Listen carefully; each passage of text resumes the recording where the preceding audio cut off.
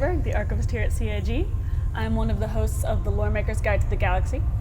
If you've never seen Loremaker's Guide to the Galaxy before, it is a show where one of the members of the Lore Team takes the time to talk about the science and the fun facts and the lore behind each of the systems in the game. And with that, let's get started. So today we're going to go over Hades, which to me is a very archaeologically interesting system. I've seen some chatter recently about ghost stories or scary parts of the game that we would like to include, and Hades is a good example of that. It is a system of the dead. It's totally unclaimed. It was accidentally discovered in, when was it discovered? 2515 by the crew of the Merry Crow, which were, not exactly an official vessel. They're just, they were doing their thing. I'm not going to say they're smugglers, but they were certainly independent business people. They kept their discovery of Hades secret for quite a few years until the last surviving member of the crew, a navigator by the name of Jake Taps, sold the information off to the Dynamo Corporation. And when the Dynamo Corporation came to this galaxy, they discovered a wasteland, an ancient civilization completely laid to waste, no inhabitants, ruins throughout the entire system. And with that discovery, their hands were legally tied. They weren't able to terraform the system as they may have liked, and the system became unclaimed but archaeologically protected. Now, travelers through the system often swear that it's haunted. Nothing has been definitively proven, of course. Let's go right back here again. There is one particular ghost that people say that they see. People, Banu, Xi'an, Tevrin, perhaps even Vandul, see this thing that it's a creature. It's kind of indeterminate. No one's ever gotten too good a look at it. It doesn't have skin. Blue veins and blue musculature are visible on the surface of the being, and whenever someone tries to get a good look of it, it vanishes. It has obtained cryptid status by this point. It's known by quite a few names, as many cryptids are, such as Hades, Satan, Tobias, that's one of my favorite ones, Thanatos, that's a good one. So here we have Hades, the star of the system right here.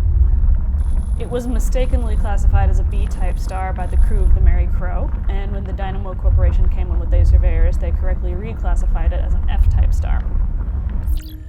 The habitable zone is a little bit wider than that of our own sun because it's kind of like one step up on the stellar sequence. And consequently, 3 of the planets in the system, Hades 1, 2, and 3, are all inhabitable, although they are no longer habitable for reasons I am just about to go into. This is Hades 1. Because it's so close to the sun, it is quite possible that this was a lush sort of tropical planet with oceans and ice caps and savanna and jungle, kind of like a balanced climb. Warm, very nice to live in. Maybe not very temperate, but definitely a good place you would like to go to grow food. But currently it is a it's a hellscape. It's crater blasted. There's evidence of great weapons being discharged. There's the ruins that used to exist here don't even really exist anymore except for impressions in the earth of the planet where the ruins may have once stood. Now, we're not exactly sure what happened to Hades 1. We're not exactly sure what happened to any planets in the system, but evidence points to a big war that happened between the 3 planets.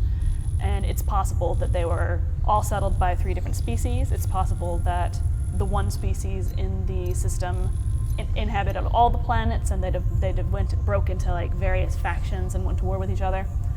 I will say there is evidence of only 1 sentient species found so far, but there's still quite a lot to discover. This is Hades 2. It is a very geologically active planet. There are volcanoes all over it that are erupting quite often.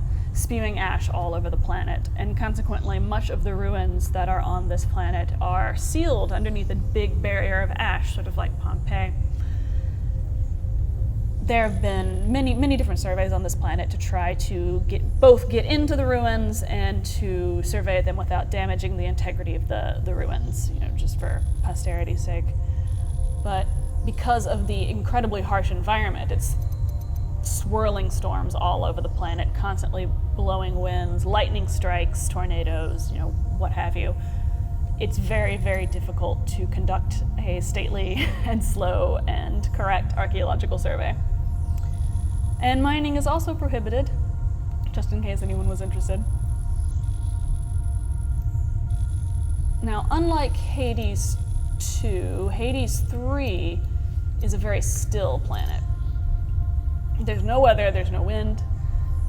Well, at least no wind on the surface. Of course, there's jet streams up in the high atmosphere. There's very little atmosphere left, though, and it's completely toxic to humans.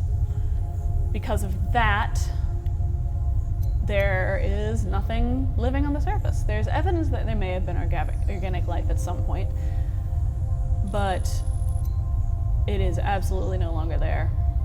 So it's pretty rough there. Most of what we know about the Hadesians originates from this planet because of the mostly intact nature of the ruins, probably preserved because the weather on the planet is next to nothing.